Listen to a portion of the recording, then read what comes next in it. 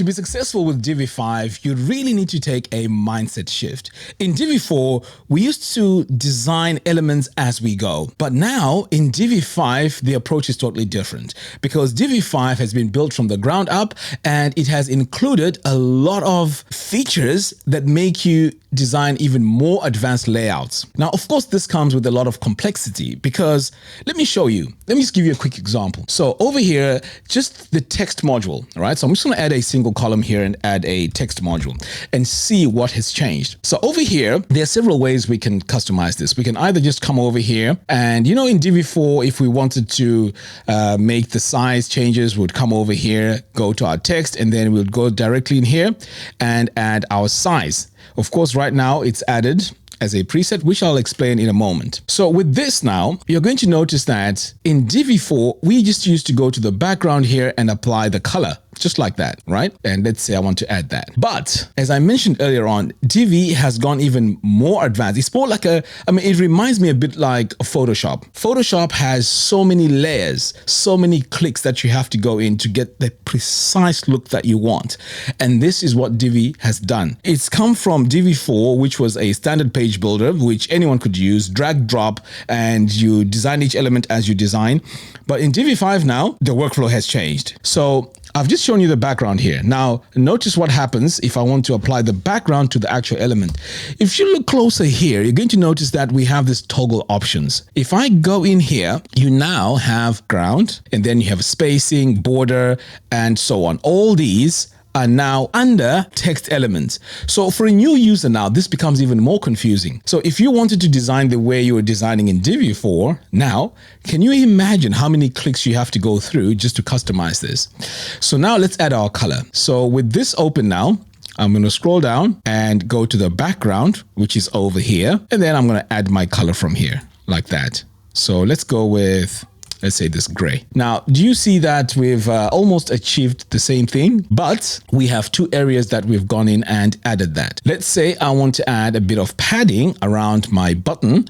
So what I would do is I would scroll down again and then go to spacing and then add my padding. Now I'm using variables and presets. So I'm just going to come over here and say padding all medium. You see that? Now, the question is what happens if we were to go into just the text element and apply that? So for example, I would just come over here and apply the same thing, spacing, padding all, let me say large. Now, do you see what have just happened now? And a lot of designers don't even realize this. This background here is for the overall text element. And this one here, the inside one, is for the actual text element.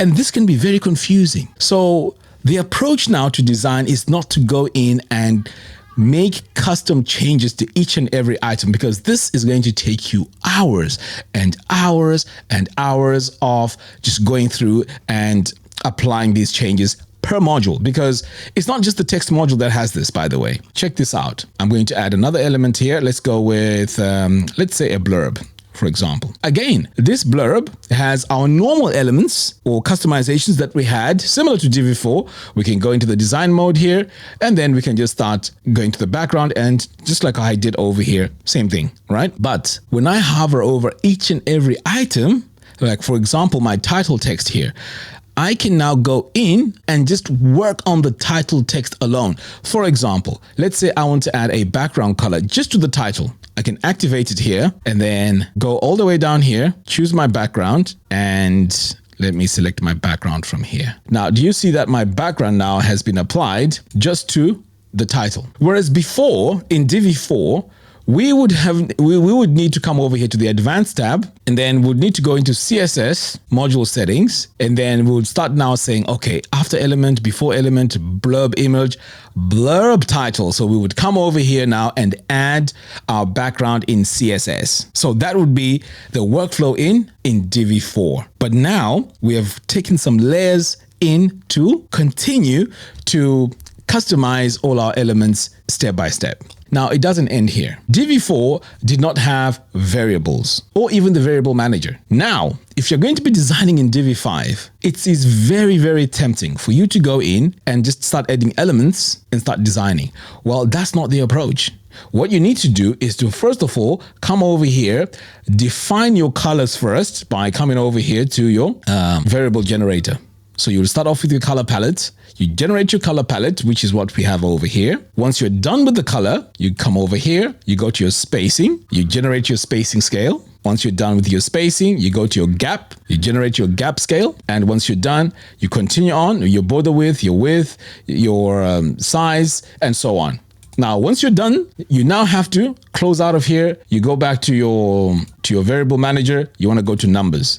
This is where you would click over this little icon here. And this time you want to add your text sizes, your font sizes, because these clamp values are going to be very, very important. And here you can generate your generic values. If you want here, you can go and generate a scale, as you can see here. And you also have, there's one specific one I was looking for. Okay, so we have our color harmonies here, font size. This is the one I'm looking for. So instead of going in and entering a specific font size, for example, here we have our blurb, you'll be tempted to go in and by default, you can see it has 18 pixels here. That's not right. 18 pixels, 20 pixels, that's not how we design.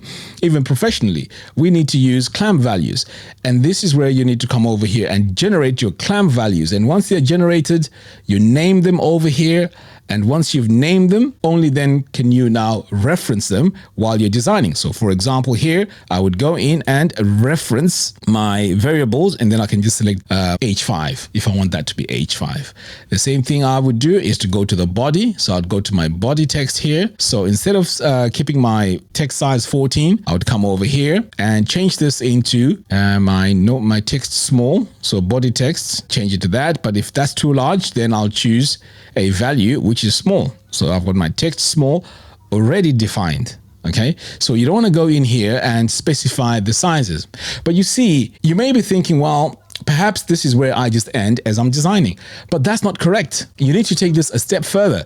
You see, with other page builders, they're using CSS classes, but in Divi, the system does not use classes. It uses what are known as presets. Of course, there's an argument over which one is better. Which one is better, presets or classes? I mean, that's up for debate. But Divi has its own way of doing things. So once you define everything here, this is where you would come over here and define your preset, making it easy. So for example, let's say this item here needs to have a preset. I can just select my preset like that, and I don't need to spend time designing this because the preset has all the design elements that I need in order for me to deploy all this straight away. So these presets can be done to all your modules, your buttons, your fonts, your text, your blurbs, your countdown timer, your contact form, and so on. So as you can see, this shift requires the understanding of the actual process of designing websites.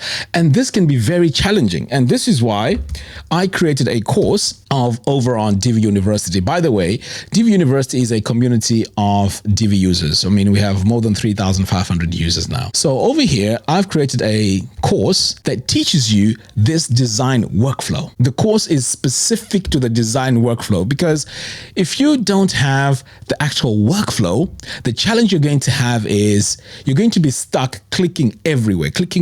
And if you're a design agency, it's going to be a problem because you're not going to have consistency throughout your team. And if you're a freelancer and you design, one-off websites here and there, if you go back to your website after, let's say, 2 weeks or a month, you're going to forget the actual way that you designed that website if you go in with your Divi 4 approach. So what this course does, it teaches you the proper workflow from creating all your variables and then assigning your variables and then mapping your variables. And then the fourth stage is creating the presets, and only then can you start designing websites. This is how you design websites in Divi 5. This course costs only $47, and it has the whole process of how you need to achieve this design workflow in Divi 5. So far, there is about 997 students. And if you feel like this is a bit too much, there is a Divi Mastery course. This just teaches you how the Divi 5 interface looks like and how to find where things are and how it works.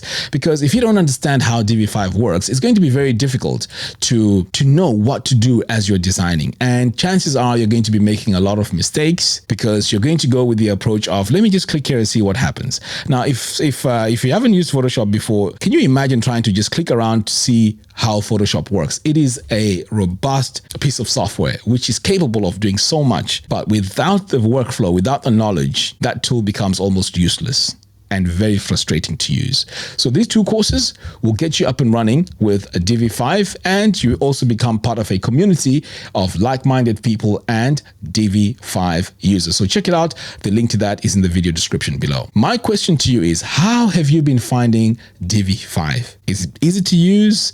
And what workflow do you use to achieve the designs that you are achieving? But most importantly, with the updates of Divi 5, it has gone in the right direction. It's a positive direction because now we can design complex websites which compete with proper design systems that are out there. Anyway, I'm curious to hear what you think. Thank you very much for watching, and I'll see you again in the next one. Take care.